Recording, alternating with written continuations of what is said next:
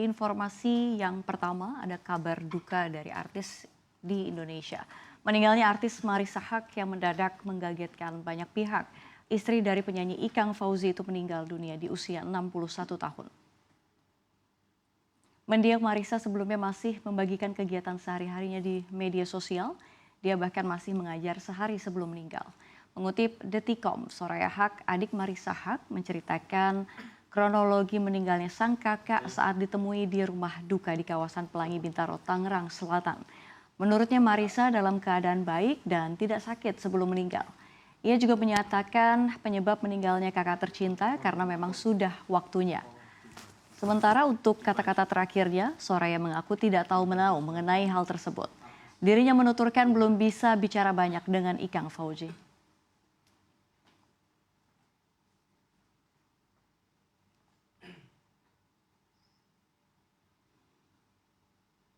Kita ke informasi berikutnya masih dari dalam negeri. Presiden Joko Widodo buka suara mengenai rencana pertemuan Presiden terpilih Prabowo Subianto dan Ketua Umum PDIP Megawati Soekarno Putri. Rencana pertemuan dua tokoh bangsa itu disambut baik oleh Jokowi.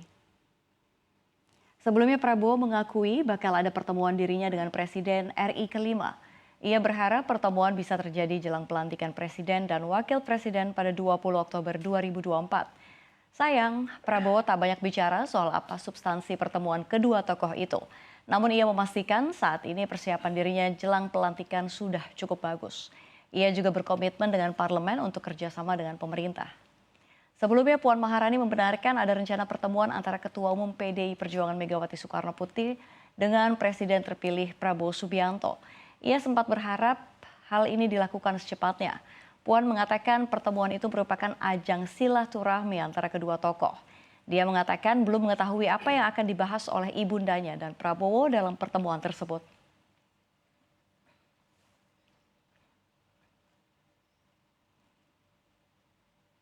Di informasi selanjutnya kita lihat dari mancanegara. Tak hanya Iran, pemirsa, angkatan bersenjata Yaman juga dilaporkan meluncurkan serangan drone ke Tel Aviv dan pelabuhan Eilat, Israel. Ini terjadi Selasa malam waktu setempat. Juru bicara Brigadir Jenderal Yahya Sari menekankan bahwa operasi tersebut dilakukan sebagai bentuk solidaritas dengan rakyat Palestina dan Lebanon, serta untuk mendukung perlawanan mereka yang gagah berani. Di Palestina sendiri, Israel tengah berperang dengan Hamas di Gaza, sementara di Lebanon, Israel berperang dengan kelompok Hizbullah. Sari juga mengatakan bahwa drone MQ-9 Reaper buatan Amerika Serikat telah ditembak jatuh di atas negara tersebut. Ia membuat pengumuman itu beberapa jam setelah rekaman video beredar secara daring, memperlihatkan rudal darat ke udara menghantam pesawat nirawak di atas provinsi Sada, Yaman.